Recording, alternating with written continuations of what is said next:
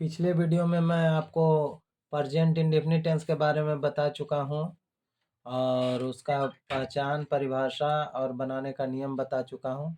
अब आपको present continuous tense के बारे में बताऊंगा। सबसे पहले इसका परिभाषा जान लेते हैं कि परिभाषा क्या चीज़ है। प्रेजेंट कंटिन्यूअस टेंस की परिभाषा में हम जानेंगे कि सबसे पहले कि जिससे पता चले कि कोई काम वर्तमान समय में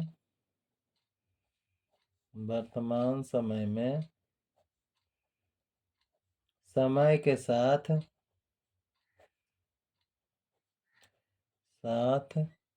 होता हो, उसे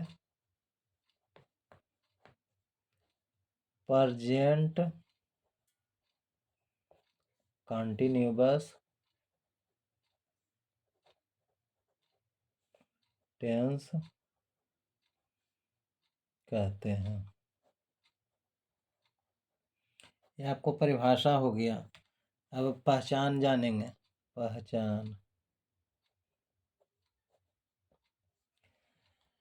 पहचान जिस वाक्य क्रिया के अंत में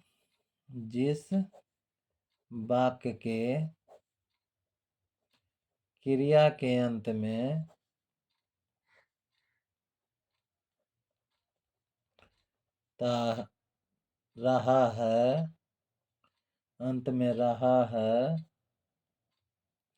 रही है, रहे हैं, रहा हूँ, रही हूँ इत्यादि लगा रहे तो समझना चाहिए कि यह वाक्य present continuous present COUNTINOUS continuous tense का है। ये आपका पहचान हो गया। अब जानेंगे बनाने का नियम। बनाने का नियम सबसे पहले हम लिखेंगे कर्ता। यहाँ ध्यान दीजिएगा, सबसे पहले कर्ता के बाद सहायक क्रिया। सहायक क्रिया में ईज एम आर रहेगा। सहायक क्रिया में क्या रहेगा? ईज एम आर रहेगा, प्लस मुख्य क्रिया लगेगा। मुख्य क्रिया में आईएनजी जोड़ेंगे, प्लस कर्म रहेगा। इसको आप लिख सकते हैं सब्जेक्ट प्लस एक्जुलियरी वर्ब। एक्जुलियरी वर्ब मतलब होता है सहायक क्रिया। इसको हेल्पिंग वर्ब भी कहते हैं, हेल्पिंग वर्ब, ठीक ना। इसमें ईज एम आर का प्रयोग हो जाएगा, ईज एम आर का प्रयोग हो जाएगा, प्लस मुख्य क्रिया पी भी हो गया, प्रिंसिपल वर्ब। इसमें आईएनजी जुटेगा और प्लस आपको ऑब्जेक्ट हो गया, कर्म हो गया आपको। अब आप जानेंगे विशेष रूप से कि कैसे क्या चीज आपको किस चीज का प्रयोग होता है। अब यहाँ जानेंगे कि ईज एम आर का प्रयोग कहाँ कहाँ होता है, आर का प्रयोग कहाँ कहाँ होता है। कर्ता जो है आई के साथ एम का प्रयोग होता है, आई के साथ एम का प्रयोग होता है।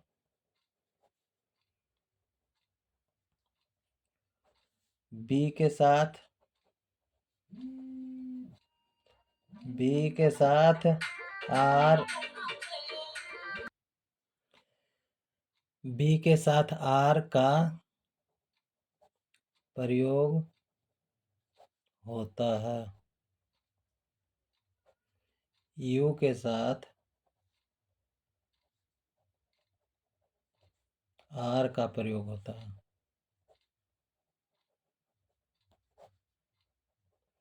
आर का प्रयोग होता है। ही के साथ इज का प्रयोग होता है।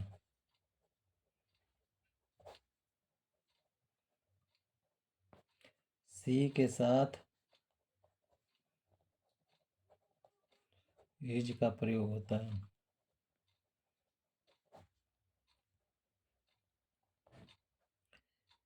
एक नाम के नेम के साथ इज का प्रयोग होता है।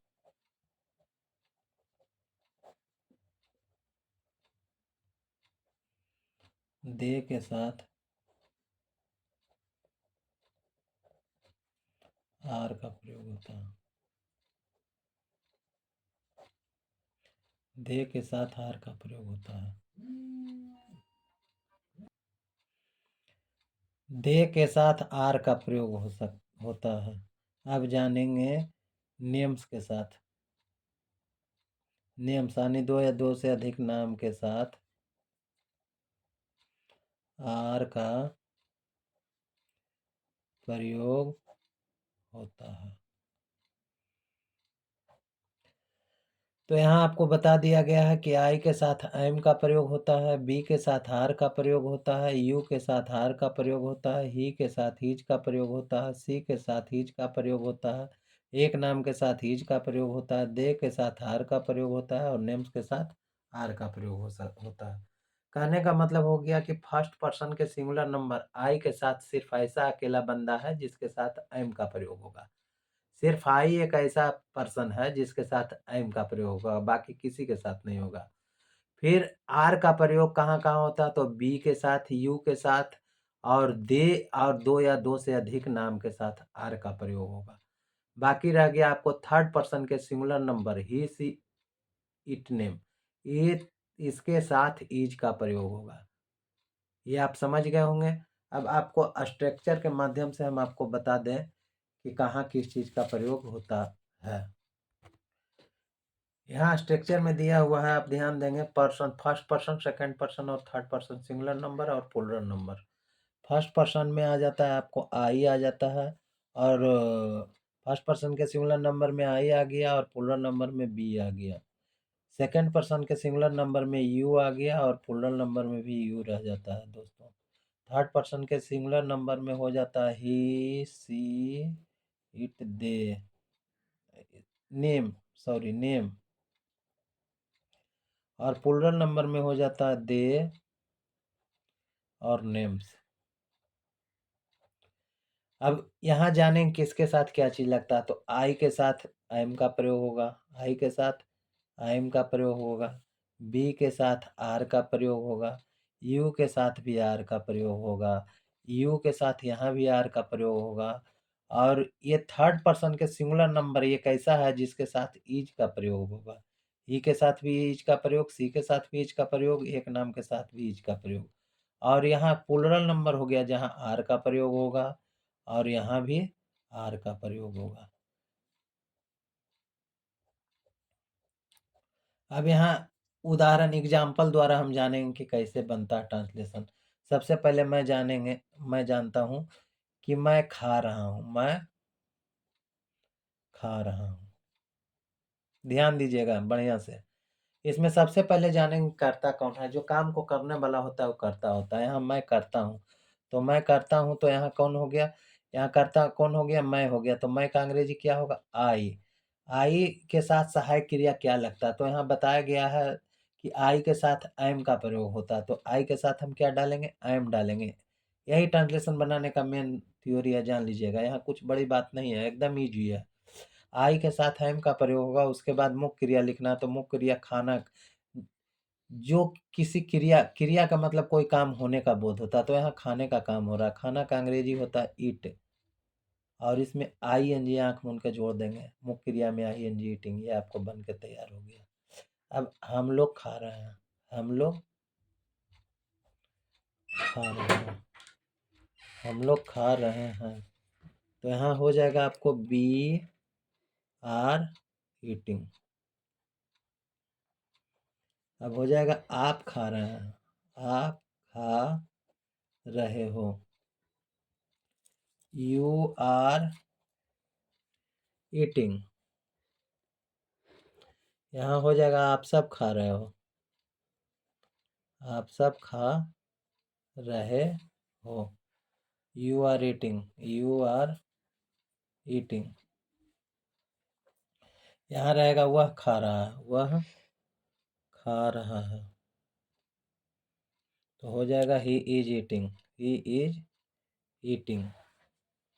रहेगा वह खा रही है, वह खा रही है, तो हो जाएगा she is eating, she is eating. अगर रहेगा सीता खा रही है, सीता खा रही है, एक नाम के साथ भी वही होगा, सीता इज ईटिंग। अब रहेगा बे लोग खा रहे हैं, बे लोग खा रहे हैं, तो हो जाएगा they are eating, they are eating. अगर रहेगा राम और श्याम खा रहा है, राम और श्याम खा रहा है, खा रहा है, तो हो जाएगा Ram and Shyam are eating. मैं आशा करता हूँ दोस्तों आप लोग ये समझ गए होंगे। सिंगुलर नंबर और पोलर नंबर का जो भी विश्लेषण है, आई के साथ हैम का प्रयोग होगा, बी के साथ हार का प्रयोग, यू के साथ हार का प्रयोग, यहाँ यू के साथ हार का प्रयोग, ही के साथ ही, सी के साथ ही, एक नाम के साथ भी, दे के साथ हार, और नेम्स दो या दो अधिक के साथ भी हार होगा। बनाने का सेम पर्सन वही है कि सबसे पहले कर्ता लिखाएगा, कर्ता के सबसे पहले आपको कर्ता लिखाएगा, कर्ता के बाद आपको इजयमार का प्रयोग हो जाएगा, कर्ता के अनुसार इजयमार का प्रयोग हो जाएगा। उसके बाद मुख्य क्रिया लिखाएगा, मुख्य क्रिया में आईएनजी ऑटोमेटिक जोड़ देना, कुछ सोचना नहीं है, डायरेक्ट कोई भी मुख्य क्रिया का मेन रूप में आईएनजी आँख मूंद के जोड़ देंगे। उसके बाद कर्म रहेगा तो कर्म देंगे, ऑब्जेक्ट रहेगा तो ऑब्जेक्ट शो करेंगे, नहीं रहेगा तो देना अनिवार्य नहीं है, वो तो वाक्य के अनुसार रहेगा। जैसे एग्जाम्पल थ्रू हम एक और जान लेते हैं कि अगर रह गया सीता, सीता खाना खा रही है, इसमें आपको कर्ता हो गया सीता, उसके बाद सीता ने एक नाम के साथ ईज का प्रयोग, उसके बाद क्या खा रहे, खाना खा रहे हैं, तो क्या होगा ईटिंग, EATING ईटिंग। क्या कर रहे, खाना, तो food, Sita is eating food. तो ऑब्जेक्ट रहेगा तो ऑब्जेक्ट देना है, नहीं रहेगा तो नहीं देना है, वो सेंटेंस के अनुसार। इसके साथ आशा करता हूँ कि आप प्रेजेंट कंटिन्यूअस टेंस को बढ़िया समझ गए होंगे। परिभाषा ही भी मैं बता चुका हूँ, पहचान भी बता चुका हूँ, और बनाने का नियम भी। थैंक यू, धन्यवाद।